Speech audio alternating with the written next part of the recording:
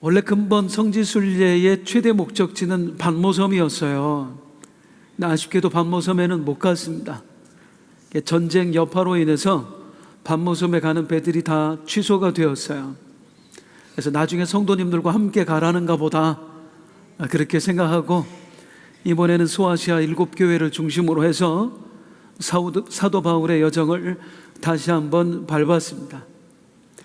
감사하게도 또 1차, 2차 우리 성지순례 때 못 갔던 곳들도 몇 군데 갔어요. 그 중에 한 군데가 비시디아 안디옥입니다. 사도 바울이 1차, 2차 선교 여행 때 다녀온 곳입니다. 그 비시디아 안디옥에서 깜짝 놀랐어요. 그 지형 자체가 제가 생각하던 그 모습이 아닌 거예요. 사방이 높은 산으로 둘러싸여 있는데요, 이 비시디아 안디옥을 오기 위해서 바울이 넘어야 됐던 산이 있습니다. 이 타우르 산맥을 한번 보여드릴게요. 사진으로 이렇게 생겼어요. 저길 넘어서 전도하러 간 거예요. 참고로 오늘 사진 몇 개 보여드리는데 제가 찍은 사진은 아닙니다. 가서 사진을 이렇게 지금 자료를 남기려고 찍는데 찍을 때마다 사람이 걸려요. 관광객들이 하도 많아가지고. 그래서 제가 난감해하고 있으니까 가이드 목사님이 그냥 포기하시고 집에 가서 인터넷으로 다운받으시라. 그래서 인터넷에서 다운받은 사진이에요. 저길 넘어서 비시디아 안디옥으로 와서 복음 전했어요. 저게 해발 3,000m가 넘습니다. 여기에서도 복음 전하기 위해 이고니온이라는 곳으로 가는데요, 이고니온으로 가는 곳에도 해발 2,000m가 넘는 산이 또 있어요. 저 산을 넘어서 복음 전하러 간 거예요. 도대체 어떻게 그럴 수 있었을까? 성경에 보면 이 당시에 바울은 풍토병에 걸려서 거의 죽어가던 시기였습니다. 그 만신창이가 된 몸을 이끌고 어마어마한 짐을 지고 저 산맥을 넘고 산을 넘어서 복음 전하러 다녔던 거예요. 어떻게 그럴 수 있었을까? 우리 성도님들하고 함께 성지순례를 가면 참 행복해요. 그런데 이번에는 이제 아내하고 있으니까 그래도 나름대로 유익이 있더라고요. 뭐냐면 차분하게 묵상을 할 수 있는 시간이 있었습니다. 저 산맥과 산을 바라보면서 제 스스로 성경에 나오는 이야기들을 상상을 해본 거예요. 그랬더니요, 바울의 모습이 보이더라고요. 바울이 살이 쭉 빠진 채로 땀을 뻘뻘 흘리면서 아주 무거운 짐을 지고 저 산을 오르고 있는데요, 제 상상 속에서 바울 곁에 한 사람이 더 보이더라고요. 우리 예수님이었습니다. 물론 바울의 동행자로 바나바가 함께 했습니다마는 진짜 바울의 동행자는 우리 예수님이셨어요. 예수님께서 바울과 함께 하신 줄로 믿습니다. 2주 전 말씀 기억하시나요? 지난주 말씀도 기억이 안 나는데 2주 전 말씀이 기억나겠습니까? 바리새인들이 예수님과 제자들을 공격했습니다. 왜 안식일에 이삭을 잘라 먹는 거요? 안식일에 왜 병자를 고치는 거요? 그들에게 예수님이 하셨던 말씀, 인자는 안식일의 주인이니라. 안식일 내가 만들었다. 내가 안식일의 주인이다. 왜 너희 멋대로 안식일의 규정을 바꿔서 사람들을 정죄하는가? 그러자 이 바리새인들, 저자가 신성모독을 하는도다. 죽여야 마땅하다. 예수님을 죽이기로 모의합니다. 바로 그 즈음에 일어난 이야기, 사건이 오늘 본문 이야기입니다. 바리새인들이 예수님을 죽이려고 모의하고 있을 때 예수님은 뭘 하셨을까요? 하나님과 함께 계셨습니다. 오늘은 이 본문에서 함께라는 주제를 통해 은혜를 나누고 싶어요. 세 가지의 함께로 말씀을 나누려고 합니다. 그 중에 첫 번째 함께는 하나님과 함께. 우리 예수님께서 하나님과 함께 계셨어요. 무엇으로? 기도로. 따라하겠습니다. 기도로.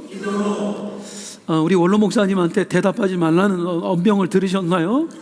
대답해 주세요. 기도로. 네. 누가복음에는요, 이전에도 예수님께서 기도하신 내용들이 나와요. 그런데 오늘 본문에 나오는 기도는 조금 특별했습니다. 12절 말씀 같이 읽겠습니다. 시작.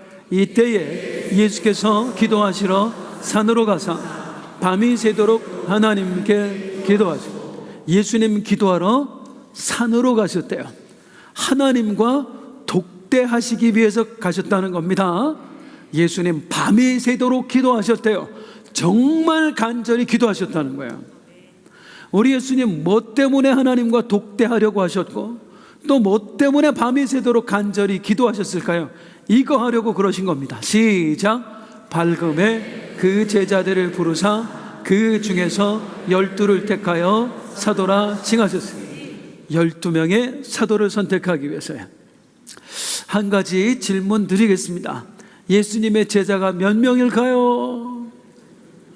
12명? 아니에요. 예수님의 제자는 정말 많았습니다. 누가복음 10장에 보면 예수님이 70명의 제자를 파송했다고 그래요. 그러니까 최소한 70명, 수백 명이 예수님을 따라다녔고, 그들이 다 예수님의 제자들이었습니다. 다시 성경을 띄워놔줘 보세요. 그래서 밝음에 그 제자들을 부르사, 예수님을 따라다니는 그 수백 명을 다 부른 거예요. 그들 중에서, 그 수백 명의 제자들 중에서 12명을 따로 택해서 뭐라고 칭하셨으니? 사도라 칭하셨으니. 그래서 우리가 편의상 12제자라고 부르는 거지, 실제로는 12사도가 맞습니다. 제자는 많았어요. 사도만 12명이었어요. 12명의 사도를 선정하기 위해서 예수님이 밤이 새도록 하나님과 독대하며 기도하신 거예요. 자, 이 12명에서 우리가 알 수 있는 것, 왜 12명이어야 했을까요? 이스라엘 지파가 전부 다 12지파. 자, 구약에 하나님이 세우신 나라가 12명으로 시작된 나라입니다. 우리 예수님은 12명의 사도를 선정하심으로 내가 이 땅에 새로운 나라를 세우겠다 선언하신 거예요. 구약의 나라가 12명으로 시작된 것처럼 내가 이제 12명으로 시작되는 새로운 나라를 이 땅에 건설하겠다. 그래서 12명을 선정하신 거예요. 그렇게 이 12명을 시작으로 해서 예수님이 새롭게 만드신 새 나라, 새 이스라엘, 그 나라의 이름이 있습니다. 뭘까요? 따라하겠습니다. 교회가 새 나라예요. 이 땅에 예수님을 믿는 모든 사람들, 예수님을 왕으로 섬기는 그분의 백성들, 그분이 모인 공동체가 우리 예수님이 세우신 새 나라예요. 교회. 이 교회라는 새 나라를 세우시기 위해서 밤이 밤도록 기도하신 거예요. 간절히. 그런데요, 이 예수님의 기도를 보면 아주 특이한 내용이 하나 있습니다. 자, 12절 다시 한번 읽겠습니다. 시작. 이때에 예수께서 기도하시러 산으로 가사 밤이 새도록 하나님께 기도하시고. 예수님 어떻게 기도하셨대요? 하나님께 기도하셨대요. 그런데요, 이걸 원어로 직역하면 다르게 표현되어 있습니다. 원어를 직역하면 하나님께 기도하시고 이렇게 되어 있지 않고요, 하나님의 기도를 하시고 이렇게 되어 있어요. 한번 따라해 볼게요. 하나님의 기도를 하시고. 예수님이 어떤 기도 하셨어요? 하나님의 기도 하셨어요. 그게 무슨 뜻이에요? 성도님들, 우리가 하는 기도 많이 하시죠? 우리가 하는 기도 어떤 기도예요? 나의 기도예요. 우리는 내 기도를 해요. 내 뜻을 하나님께 아뢰는 기도, 내 뜻을 관철시키려고 떼쓰는 기도를 하나님께 드려요. 우리는 나의 기도를 하나님께 드려요. 그런데 우리 예수님께서는 어떤 기도? 하나님의 기도를 들으셨대요. 하나님의 기도, 무슨 기도예요? 내 뜻을 아뢰는 기도가 아니라 하나님의 뜻을 듣는 기도, 내 뜻을 관철시키려는 기도가 아니라 하나님의 뜻을 받아들이는 기도, 그 기도를 밤이 맞도록 하셨다는 거예요. 즉 우리 예수님 12명의 사도를 선택하면서 그 전에 하나님 앞에 기도하시는데 이렇게 기도하시는 겁니다. 하나님, 이 수백 명의 제자들 중에 제가 12명의 사도를 선택하려고 합니다. 누가 좋겠습니까? 하나님이 원하시는 사람은 누구입니까? 내 뜻을 내려놓고, 예수님이 다 내려놓고 하나님께 하나님의 뜻을 묻고 있는 거예요. 하나님이 원하시는 사람을 선정할 테니 하나님 알려주세요 라고 기도하신 거예요. 그 기도를 어떻게 하셨대요? 밤이 새도록 하셨대요. 이게 무슨 뜻이에요? 내 뜻을 죽이기 위해서 나와 밤새도록 싸우셨다, 그 말입니다. 많은 성도님들이 오해하는 게, 우리 예수님이 사람이 되어 오셨다 할 때 육신의 껍데기만 입고 온 줄 아세요? 아니에요. 우리 예수님 진짜로 사람이 되어 오신 거예요. 무슨 말이냐면, 우리 사람들이 가지는 그 소욕과 사람들이 가지는 어려움과 약함과 이걸 다 가지고 계셨다고요. 다만 죄는 없으시니라. 우리가 가지는 욕망, 내 마음대로 하고 싶은 것, 이런 소욕이 우리 예수님에게도 있었다고요. 사람의 몸을 입으셨기 때문에. 그런데 12명의 사도를 선정하시면서 내 뜻을 꺾는 거예요. 아버지여, 나의 원대로 마시옵고 아버지의 원대로 하옵소서. 밤새도록 나를 꺾는 기도를 하는 거예요. 내가 원하는 사람이 떠오를 거 아니에요. 그 사람이 좋을 것 같은데, 이 사람이 선택을 하면 참 잘할 것 같은데, 밤새도록 나를 꺾는 거예요. 그러면서 오직 하나님께 맡기는 겁니다. 사랑하는 성도님들, 우리 예수님께서도 자신을 꺾는 데 있어서 기도하심으로 꺾으셨어요. 하물며 우리가 나를 이기는 게 내 힘으로 될까요? 내 노력으로 될까요? 내 의지로 될까요? 따라하겠습니다. 기도 외에는 이런 종류가 나갈 수 없느니라. 좀 더 크게 다시요. 기도 외에는 기도 외에는 나를 이길 수 없어요. 내 안에서 솟아나는 절망, 내 안에서 솟아나는 의심, 이길 수 있는 방법은 기도입니다. 기도할 때 하나님이 능력을 주시는 거예요. 제가 이번에 성지순례를 가면서 성지순례 전문 여행사를 통해서 갔어요. 왜냐하면 가이드의 설명이 필요하기 때문에요. 그래서 갔더니 여러 목사님들이 오셔서 함께 교제했습니다. 그런데 그 중에 아주 특이한 분들이 있었는데요, 신혼여행을 성지순으로 온 커플들이 있어요. 두 커플이 너무 이쁘지 않아요? 사도행전을 읽으면서 은혜 받았었대요. 바울이라는 사람을 존경한대요. 그래서 그 바울의 발자취를 밟기 위해서 신혼여행을 성지순례로 왔노라고. 너무 예쁜 거예요. 이렇게 성지를 돌아보던 중에 우리가 갔던 곳 빌립보라는 지역에 갔었습니다. 여기는 바울이 갇혔던 감옥터가 있어요. 바울은 저기 보이는 저 감옥 지하에 갇혀 있었습니다. 이때 성경을 보면 바울은 엄청난 매를 맞고 감옥에 갇힙니다. 그 매가 어떤 매였느냐면, 패션 오브 크라이스트 영화에 보면 예수님께서 채찍으로 맞는 장면 나오죠. 그 매를 맞은 거예요. 죽을 만큼의 매를 맞고 감옥에 갇힌 거예요. 뭐 하다가? 복음 전하다가. 그런데 바울이 여기서 찬송했대요, 신라와 함께. 그 신혼부부가 저에게 묻는 거예요.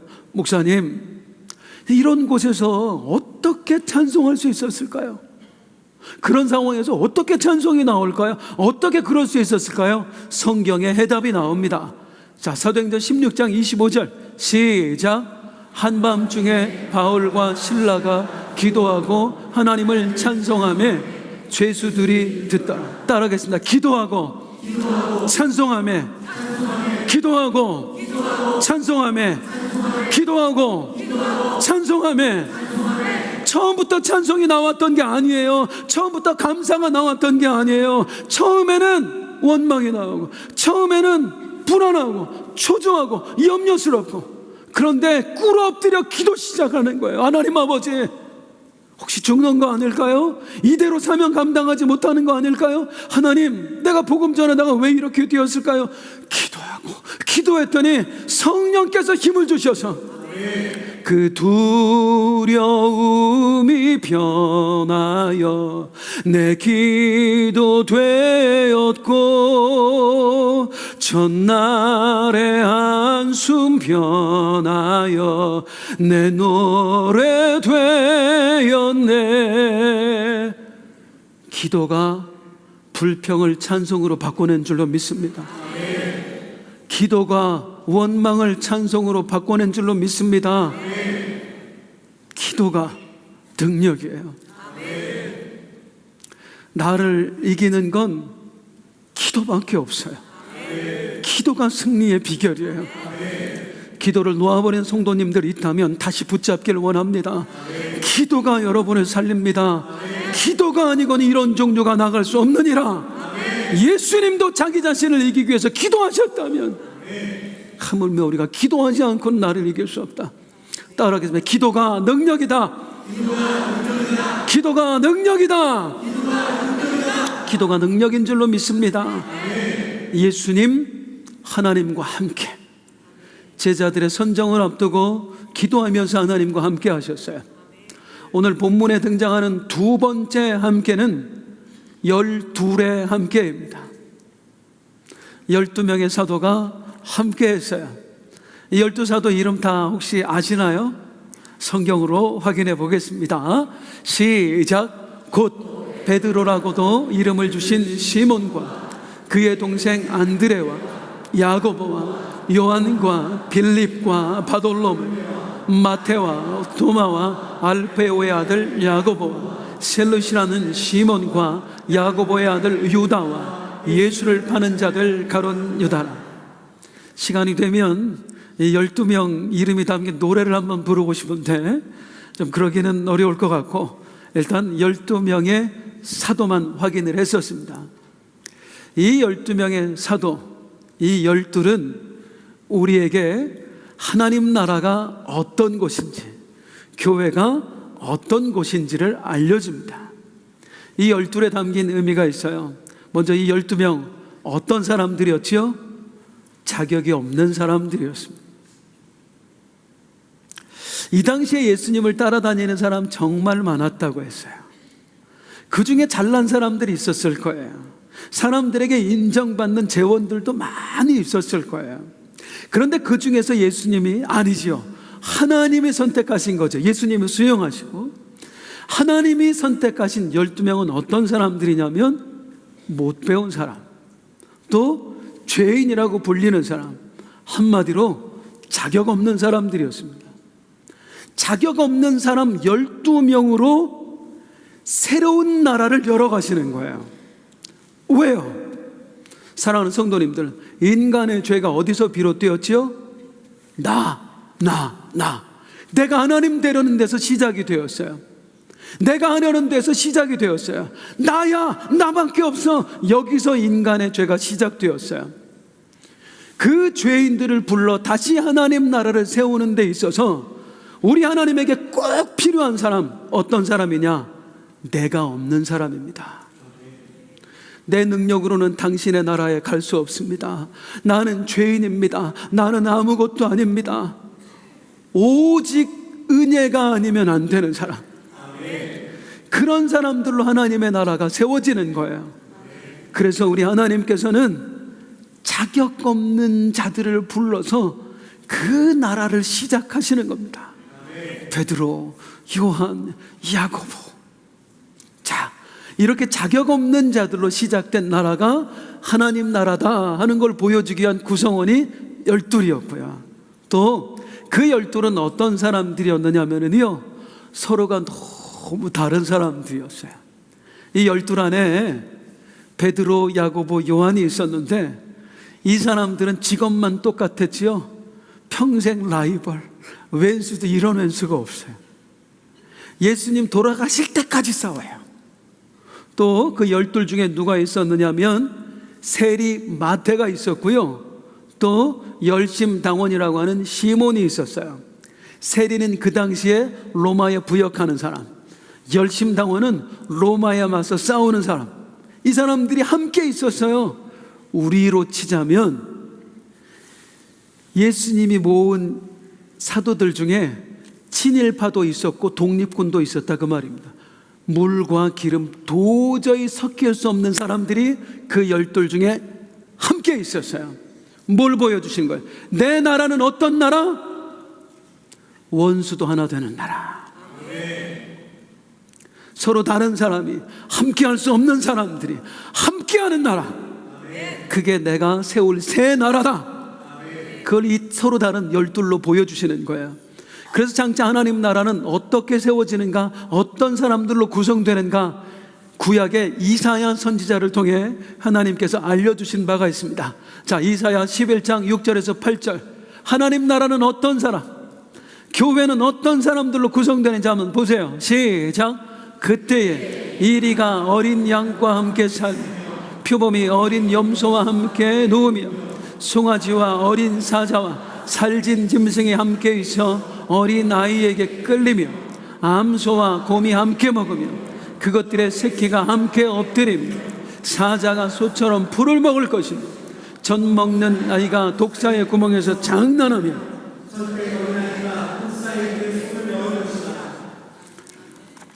그 나라가 어떤 나라였어요? 이리와 어린 양이 함께 사는 나라, 표본과 어린 염소가 함께 눕는 나라, 어린아이와 독사가 함께 장난치는 나라. 이게 예수님이 세우시는 새 나라, 이게 예수님이 원하시는 교회. 우리는요, 어린 양끼리만 있으려고 해요. 우리는 염소끼리만 있으려고 해요. 그런데 우리 주님은 그런 공동체를 원하시지 않는데요. 내가 원하는 공동체는, 내가 원하는 나라는, 내가 원하는 교회는 이리와 어린 양이 함께 있는 나라야. 사자와 염소가 함께 있는 나라야. 서로 원수된 사람들이 하나 되는 나라야. 우리 주님은 그런 나라 원하세요. 교회가 그런 곳이어야 됩니다. 저 사자 같은 것이 왜 여기 와서 우리를 힘들게 하나? 저 이리떼 같은 것은 딴 데로 갔으면 좋겠는데 하나님이 원하시지 않는 거예요. 사자도 포용하고 이리도 포용하고 약한 자도 포용하고 강한 자도 포용하고 서로 다른 이들이, 다르기만 한 게 아니라 원수된 이들이 모여서 하나 되는 나라, 그게 하나님이 원하시는 나라고 그게 하나님이 원하시는 교회인 줄로 믿습니다. 아멘. 그래서 우리의 사명은 뭐냐면 하나 되기를 힘쓰라. 날마다 하나 되기를 힘쓰는 게 교회여야 돼요. 옆에 분에게 말씀해 주세요. 틀린 게 아니라 다른 겁니다. 그 사람 틀린 거 아니에요. 다른 거예요. 나와 달라도 하나 되어야 돼요.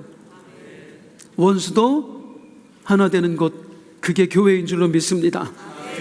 이 12에서 마지막으로 우리가 볼 수 있는 게 뭐냐면 이 12 중에 누가 있어요? 가룟 유다가 있어요. 가룟 유다가 있어요. 예수 팔아먹을 사람, 예수님을 죽음에 이르게 하는 사람, 그 가룟 유다가 이 12명 안에 들어가 있어요.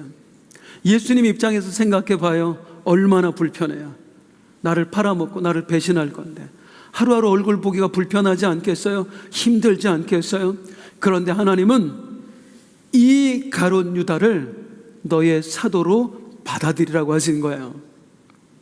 왜요?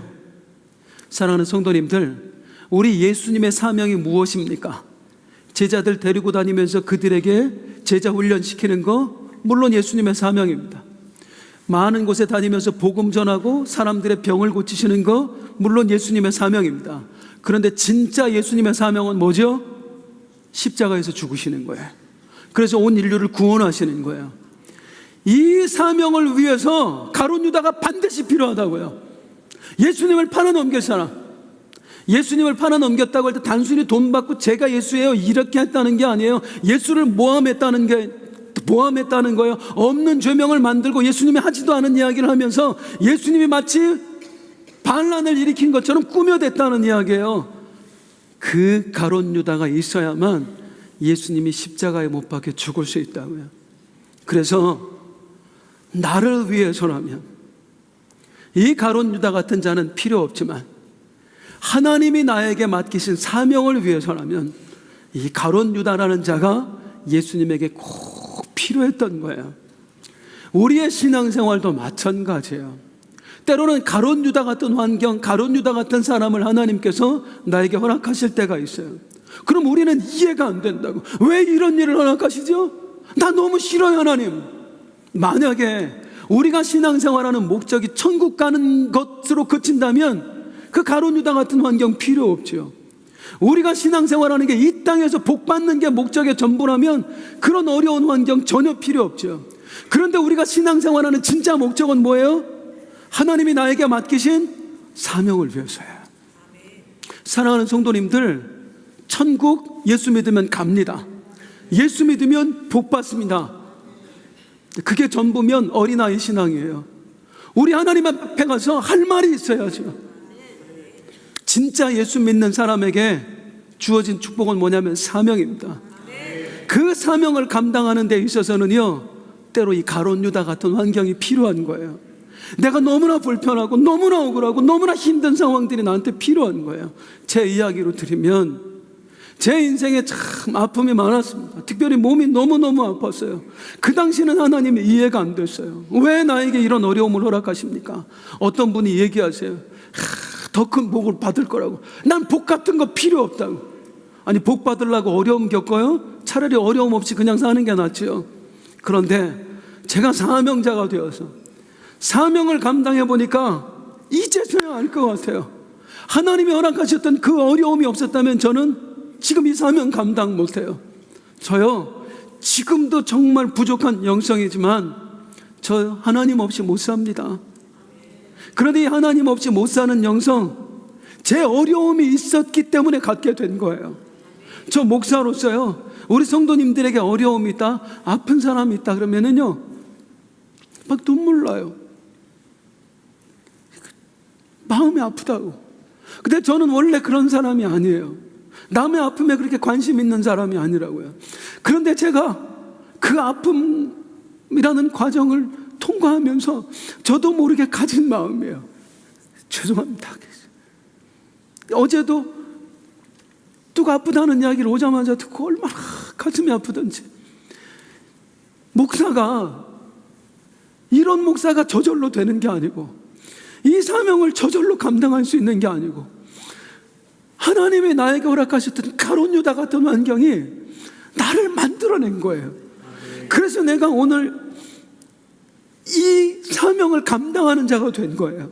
사랑하는 성도님들, 우리가 신앙생활하는 목적, 예수 믿는 목적이 겨우 천국 가는 게 전부라면 그 어려움 필요 없어요. 복 받는 게 전부라면 어려움 필요 없어요. 그런데 우리 모두를 하나님은 우리를 사명자로 부르셨다고요. 믿으십니까? 사명자에게는 사명자의 자질이 갖춰져야 되는데 그게 저절로 오는 게 아니라 가룟 유다 같은 그 환경을 통해서 만들어진다, 그 말입니다. 그래, 사랑하는 여러분, 왜 하나님이 이런 환경을 허락하셨을까? 하나님을 이해할 수 없어도 수용하십시오. 받아들이십시오. 실수가 없는 하나님이시잖아요. 나의 사명을 위해서 하나님이 주셨다고 믿고, 하나님 감사합니다, 수용하겠습니다. 그게 우리의 능력인 줄로 믿습니다. 이제 오늘 본문에 나오는 마지막 함께, 그 마지막 함께는 그들과 함께, 누가복음 6장 17절 같이 읽겠습니다. 시작. 예수께서 그들과 함께 내려오사 평지에 서시니, 사도들과 함께 내려오사 평지에 서셨대요.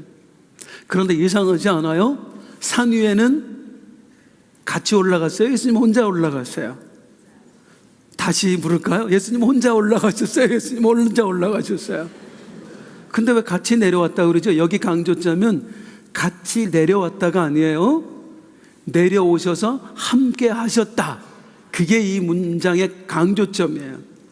자, 예수님 산에서 기도하시고 내려오셔서 그 12 사도와 함께 뭘 하셨을까요?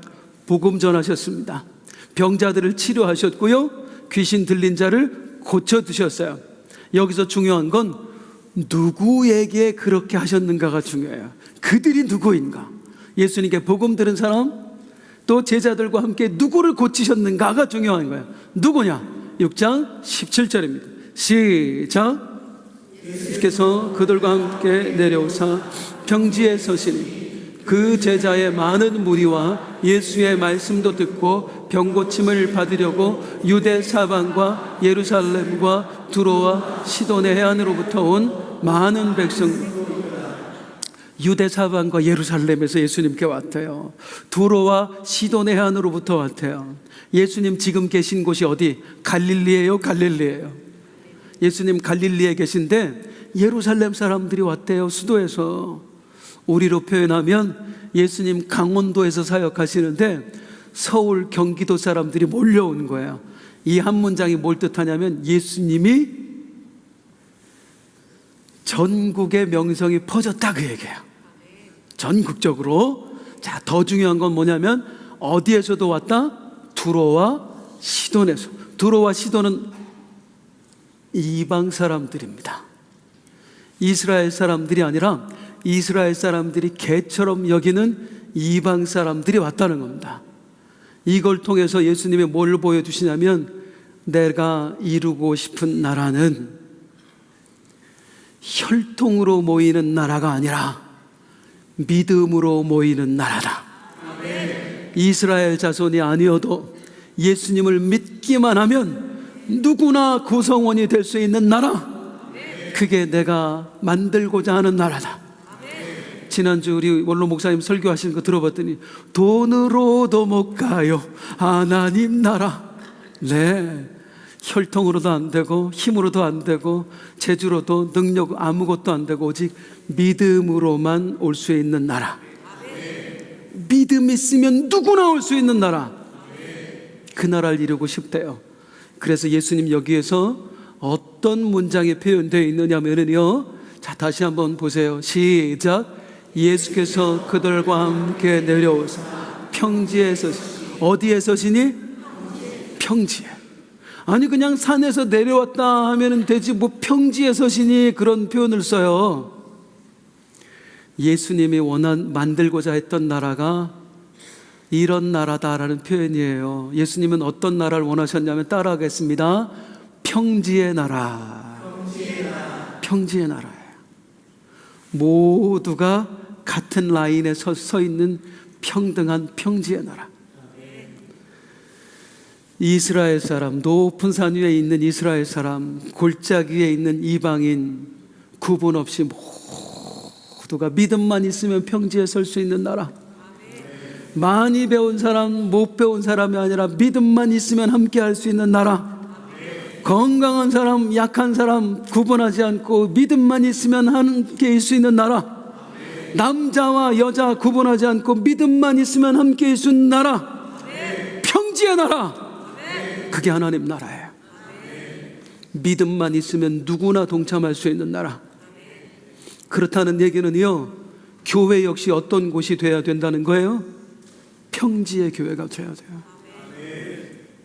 잘난 사람만 모이는 교회, 대단한 사람만 모이는 교회, 하나님 원하시는 교회 아니에요. 높고 낮음이 있고 차등이 있는 교회, 하나님이 기뻐하시는 교회 아니에요. 하나님이 진짜 기뻐하시는 교회는 평지를 이루는 교회예요. 차별이 없어야 돼요. 교회는요, 저 사람은 안 돼, 저 사람은 오면 안 돼, 이러는 순간 교회의 본질을 잃어버리는 겁니다. 믿음만 있으면 누구나 올 수 있어요. 죄인이어도요, 그가 믿음으로 회개한 사람이라면 누구나 올 수 있는 곳이 교회여야 돼요.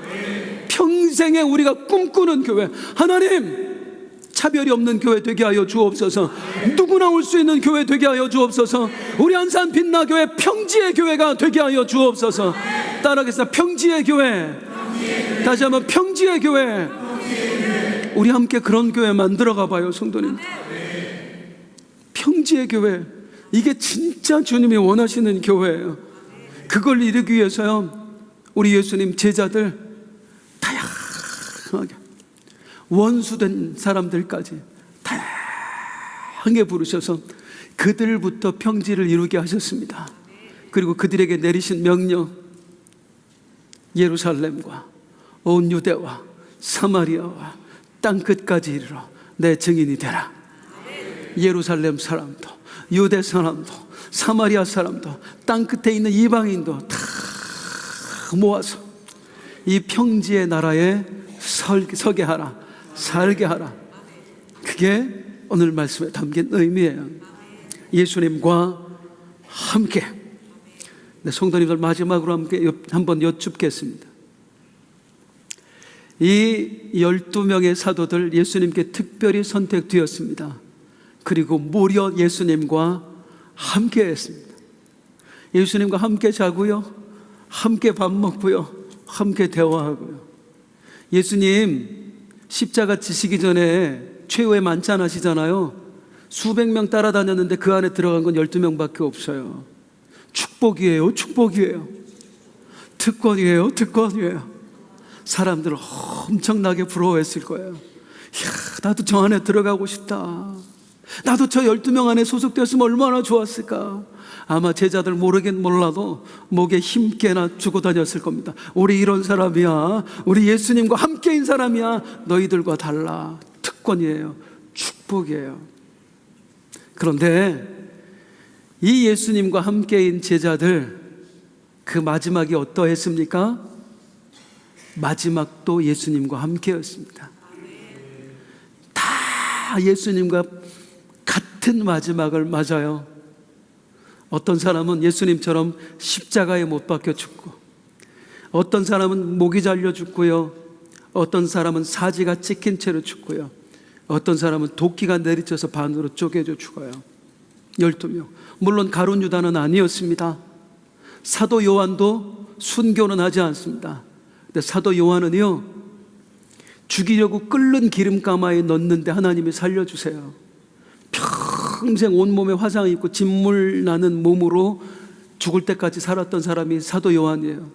죽는 것보다 더 고통스러운 삶을 살았던 예수님의 제자들, 예수님 살아계시는 동안만 예수님과 함께한 게 아니고요, 예수님 죽으시는 그 순간에도 예수님 죽고 나서도 내 인생 마지막 그 순간에도 예수님과 함께했어요. 이게 진짜 축복이에요. 제가 이번에 다녀왔던 곳, 우리 성도님들과 함께 갔던 곳이에요. 사도 빌립이 순교한 순교터에 다녀왔습니다. 사도 빌립이 순교한 곳에 교회를 나중에 세웠는데 지금은 다 폐허더미가 되었어요. 저곳에 사도 빌립의 무덤도 있대요. 높은 언덕 위에 있습니다.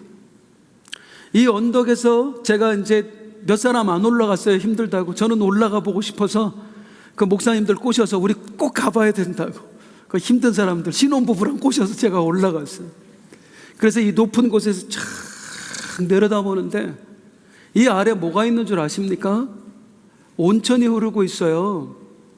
클레오파트라 이집트 여왕이 와서 온천했던 곳이 이 장소에 있어요. 여기 로마 귀족들의 휴양지입니다. 로마 귀족들이 모여서 온천하고 부어라 마셔라 먹고 마시고, 그 다음에 이 원형 경기장에 모여서 쇼 보고, 나중에 그리스도인 잡아 죽이면서 그거 보면서 깔깔대고 웃고. 사도 빌립이 십자가에 못 박혀서 죽는데요, 그 언덕에서 내려다보면 이게 다 보여요. 이 밑으로. 저 밑에 있는 사람 화려한 삶을 살아요. 온천하면서 부어라 마셔라 쇼 보면서. 그런데 나는 십자가에 못 박혀 죽는 거예요. 예수 복음 전했다는 이유만으로요. 불행한 삶인가요? 이게 진짜 축복이다 그 말입니다. 내 마지막 예수를 위해서 죽을 수 있다는 거, 그게 이 사람이 끝까지 예수와 함께였구나 하는 가장 확실한 증거물이다 그거예요. 사랑하는 성도님들, 여쭙겠습니다. 예수님과 함께이십니까? 다시 묻겠습니다. 예수님과 함께이십니까? 무엇으로 증명하실 건데요? 내가 예수와 함께라는 걸 무엇으로 증명할 건데요? 예수와 함께는요, 나 응답 받았어, 그러니까 예수님과 함께야. 나 기적을 경험했어, 그러니까 예수님과 함께야. 이거 아니에요. 진짜 예수님과 함께인 증거는 예수님처럼 사는 겁니다. 내 손에서 예수님의 손길이 묻어나고, 내 입술에서 예수님의 언어가 튀어나오고 내 발걸음에서 예수님의 발걸음이 느껴지고, 이게 진짜 예수와 함께 사는 거예요. 사랑하는 성도님들, 이 사도들을 선정했고 그 부족한 사람들 주님이 만들어내셨습니다. 그래서 끝까지 예수와 함께하는 자로 죽게 하셨습니다. 우리 힘들고 어려울지라도, 하나님이 나에게 허락하신 환경, 이해할 수 없는 가룟 유다의 환경일지라도, 사랑하는 성도님들, 하나님 신뢰하십시다. 그리고 끝까지 우리 예수님과 함께 하십시다. 마지막 주님 나라 가는 그 순간까지 오직 예수와 함께. 일어나서 함께 찬송하겠습니다.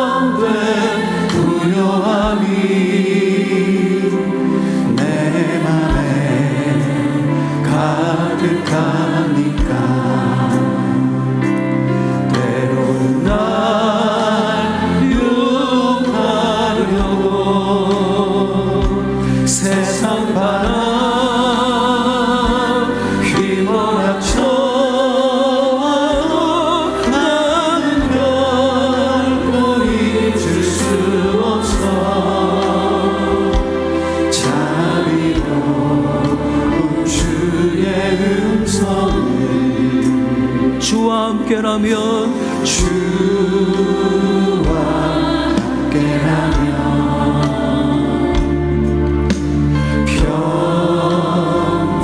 병들어도 좋아. 참된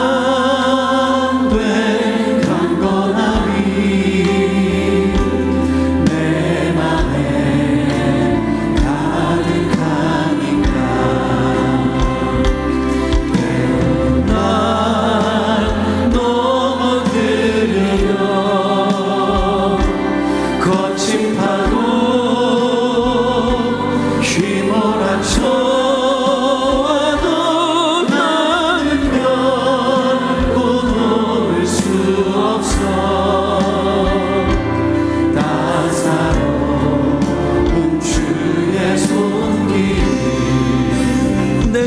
하시는 주,